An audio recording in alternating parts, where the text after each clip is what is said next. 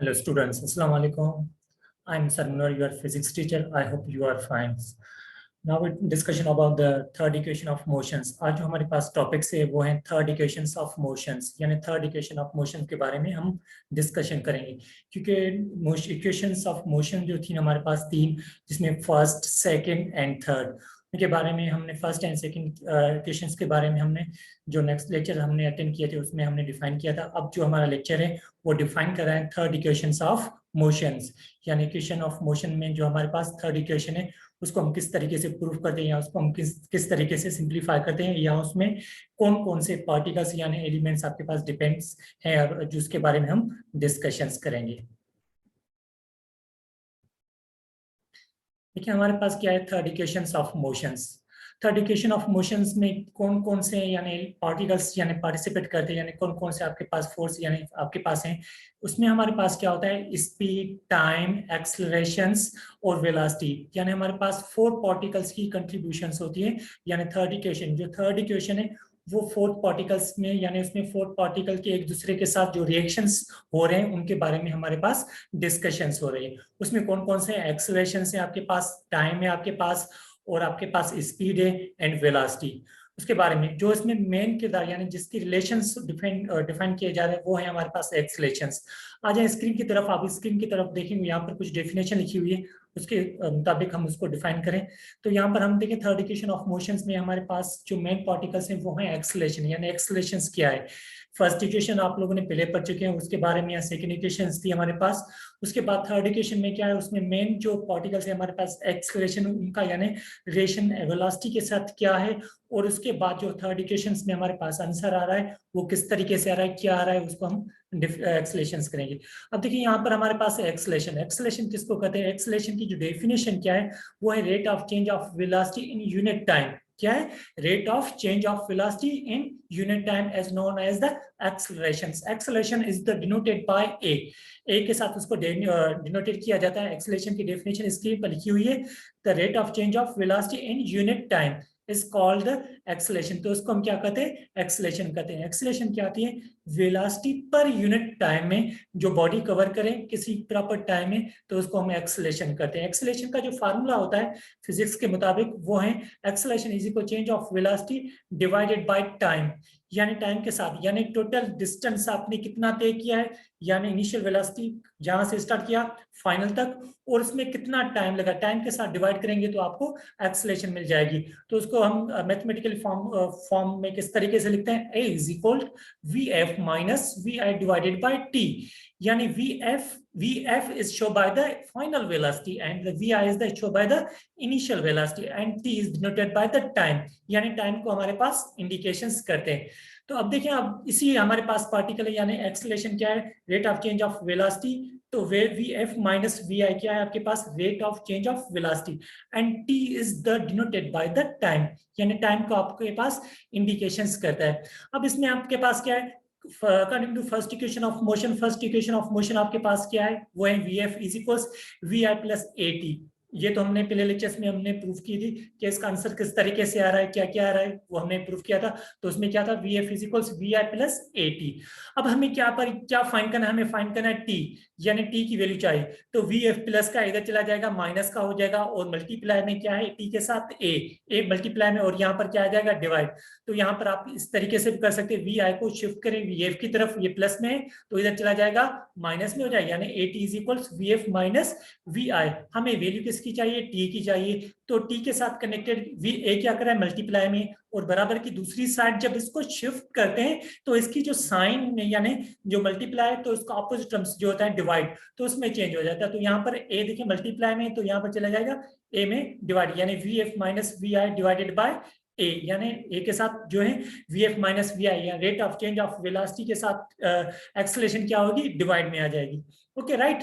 तो average velocity आपके पास क्या होता है, एवरेज का तो आप लोगों ने मैथ्स में भी फार्मूला आप लोगों ने पढ़ा है कि एवरेज का फार्मूला होता है ए प्लस बी डिवाइडेड बाय 2, यानी 2 पॉइंट्स जो है आपके पास उनको ऐड करके जितने पॉइंट्स से 2 के साथ उसको डिवाइड करते हैं तो वो हमारे पास एवरेज का एक फार्मूला आ जाता है, कंडीशन आ जाती है।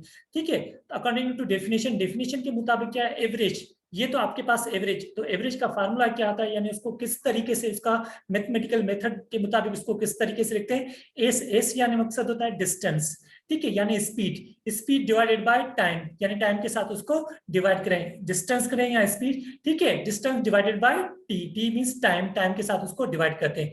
अब देखिए यहाँ पर आपके पास क्या है, हमें फाइंड करना है एस वी एफ। अब देखो average velocity V A V, मकसद है एवरेज वेलोसिटी, हमें क्या चाहिए डिस्टेंस, क्योंकि एवरेज वेलोसिटी तो आपको पता है, एवरेज वेलोसिटी आपके बराबर होती है वी एफ माइन एवरेज जो आपके पास इक्वल्स होती है वी आई या V F plus V I divided by T के साथ इसको हम क्या करते हैं, डिवाइड करते हैं, ठीक है। अब ये आपके पास तो S is equals average velocity multiplication bye T, किस तरीके से है, तो एस के साथ टी क्या हो रहा है, डिवाइड हो रहा है, यहाँ डिवाइड हो रहा है तो यहाँ पर क्या करेगा, मल्टीप्लाई में, यानी S is equals average velocity multiply by T, यानी टाइम के साथ उसको हम क्या करते हैं, मल्टीप्लाई करते हैं। उसके बाद क्या आता है, एस इज इक्वल्स, अब देखिए एवरेज वेलोसिटी, एवरेज और टाइम दोनों का फार्मूला है, टाइम का तो फार्मूला आपने अभी अभी ड्राइव किया है कि ए आ गया, और एवरेज का फार्मूला आपके पास मौजूद है कि एवरेज किसके बराबर होता है, V F plus V I divided by 2, ठीक है। ये आपके पास क्या लिखा है, एवरेज की जगह पर उसकी वैल्यू रखी वी एफ या V I plus V F divided by 2 multiplication V F minus V I divided by A, यानी ये आपके पास एवरेज का फार्मूला, यानी उसका वैल्यू आपने पुट की, और ये टाइम, टाइम की वैल्यू आपके पास V F minus V I divided by A, ठीक है, ये आपने।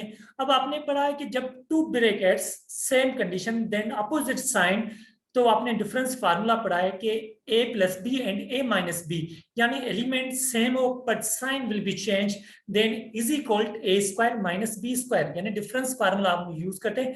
तो वी आई आपके पास एंड वी एफ भी है आपके पास, तो वी एफ आपके पास 2 टाइम है आपके पास, वी एफ स्क्वायर हो जाएगा, plus minus minus V I को वी आई के साथ मल्टीप्लाई करेंगे, क्या आएगा सर, वी आई स्क्वायर, तो आंसर क्या आएगा, क्योंकि एक ब्रैकेट पॉजिटिव है और दूसरी आपके पास नेगेटिव, जो डिफरेंस फार्मूला है वही हम इस पर यूज करते हैं। तो यहाँ पर आपके पास क्या आ गया, V F double time multiply करेंगे, वी एफ को 2 टाइम्स मल्टीप्लाई करेंगे, तो आंसर आ जाता है V F square and minus plus minus minus V I को वी आई के साथ मल्टीप्लाई करेंगे तो क्या आंसर आएगा, वी आई स्क्वायर। अब देखिए डिवाइड में क्या है, 2 और a को मल्टीप्लाई करेंगे, क्योंकि ये डिनोमिनेटर कंडीशन में, यानी आपके पास डिनोमिनेटर के टाइप में, तो इनको मल्टीप्लाई करेंगे, 2 को a के साथ मल्टीप्लाई किए तो आंसर आ गया 2a, तो 2a आपके पास क्या है, इन दोनों को मल्टीप्लाई। अब देखिए 2a यहाँ पर क्या हो रहा है, मल्टीप्लाई हो रहे हैं, ठीक है, और ये s के पास चले जाएंगे तो क्या करेंगे, मल्टीप्लाई, यहाँ डिवाइड हो रहे हैं, 2a V F minus V I के साथ क्या हो रहे हैं, डिवाइड हो रहे हैं, तो इनको हमने क्या किया, शिफ्ट किया a की तरफ, यानी डिस्टेंस की तरफ, तो यहाँ पर मल्टीप्लाई डिवाइड हो रहे थे, यहाँ पर चले गए मल्टीप्लाई में, यानी आंसर आ गया 2s is equals V F square minus V I. ये थी आपके पास third equation of motion. Third equation of motion में हमारे पास 2 कंडीशंस में क्वेश्चन आते हैं। एक तो क्वेश्चन ऐसा drive the third equation of motion, या तो इस तरीके से आता है, यानी जो आपने फाइनल आंसर निकाला है, या ये आपके पेपर में आ जाता है कि 2as is equal V F square minus V I square को ड्राइव करके दिखाएं। तो फिर हम क्या करेंगे, ये जो कंप्लीट थ्योरी आपके पास मेथड है, इस कंप्लीट मेथड को हम ड्राइव करते हैं और इसी को ड्राइव करके ये फाइनल आंसर आ जाता है, तो ये हमारे पास क्या आ जाता है, फाइनल रिजल्ट। तो इसी को हम कहते हैं third equations of motion. Third equation of motions में कौन कौन से होते हैं आपके पास, acceleration, velocity, distance and time, इन चारों ऑब्जेक्ट का एक दूसरे के साथ रिलेशन, कौन सा रिलेशन है वो, पर जो मेन किरदार है वो है एक्सेलरेशन का वेलोसिटी के साथ, यानी एक्सेलरेशन की जो डेफिनेशन है उसके साथ इस चीज को हम क्या कहते हैं, इंडिकेशन करते हैं, फिर उसके बाद जो आंसर आ जाता है वो हमारे पास फाइनल रिजल्ट आ जाता है। तो ये थी हमारे पास थर्ड इक्वेशंस ऑफ मोशंस। ये बोर्ड के पेपर के लिए बहुत इंपॉर्टेंस होती है, क्योंकि इन तीनों इक्वेशन में से कोई ना कोई एक इक्वेशन हमारे बोर्ड के एग्जाम में आती है, चाहे वो 9th का एग्जाम पेपर हो चाहे मैट्रिक का, उन दोनों में कंसर्न ये चीज होती है। ये थी हमारे पास थर्ड इक्वेशन ऑफ मोशन। इंशाल्लाह हम नेक्स्ट लेक्चर के साथ, नेक्स्ट न्यू टॉपिक के साथ इंशाल्लाह नेक्स्ट लेक्चर में हम एक साथ होंगे। इसलिए इस टॉपिक को अच्छी तरीके से समझें और इसको अपनी कॉपी में खुद करने की कोशिश करें कि इसको किस तरीके से ड्राइव किया आप लोगों ने, हमने, और आप खुद इसको ड्राइव करें। जब ये आप खुद ड्राइव करेंगे तो ये आपको अच्छी तरीके से समझ में आ जाएगी। तो ये थे हमारे पास थर्ड इक्वेशंस ऑफ मोशंस, जिसके बारे में हमने डिस्कशंस की, और इंशाल्लाह मुझे उम्मीद है कि आप लोगों को समझ में भी आई होगी। और मेन चीज समझ में तब आ जाएगी, इस वीडियो को सही तरीके से आप क्या करें, ठीक है, समझें, और उसके बाद इस चीज को खुद सॉल्व करने की कोशिश करें, यानी ड्राइव करने की कोशिश करें। जब ये खुद ड्राइव करेंगे तो इंशाल्लाह ये आपको सही तरीके से समझ में आ जाएंगे। ओके, अपना ख्याल रखें। अल्लाह हाफ़िज़।